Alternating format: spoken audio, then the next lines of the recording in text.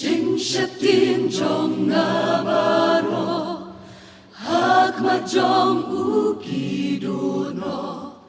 Jing mong jong na u ben the so si ru u ben kwe Jing len ya jong ki rang li u snabat ben em ya ki ta gen leng mo u lei halor baro ngan ker ku you try halakas ni men siam ka risaya u tuan ngin pen krau lang ya u hingin ken tiêu ke teng jong u ngin ken tiêu ke teng jong u sau đông ki ba nget ya u angel jong u ki ada atu shep tim pi ya u ban la na ka jing ma sing sam la bat ngan kerdu ling ba klau ba ki kerhu tang utahi ubawat yu Beijing haun mat ngan kerku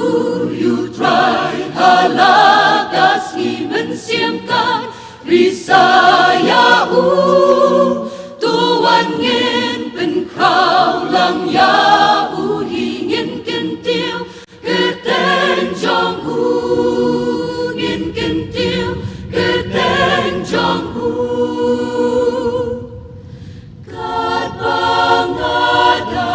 ring men sim shen tur ai kan ya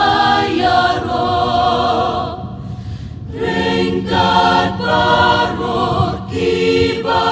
em tang hu ta ba de ho ban yo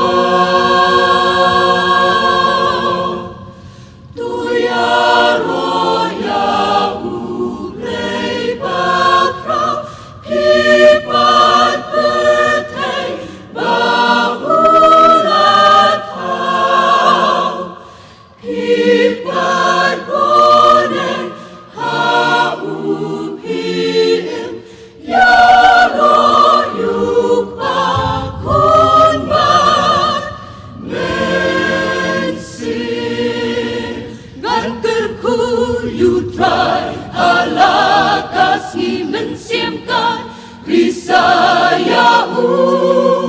ngan kerku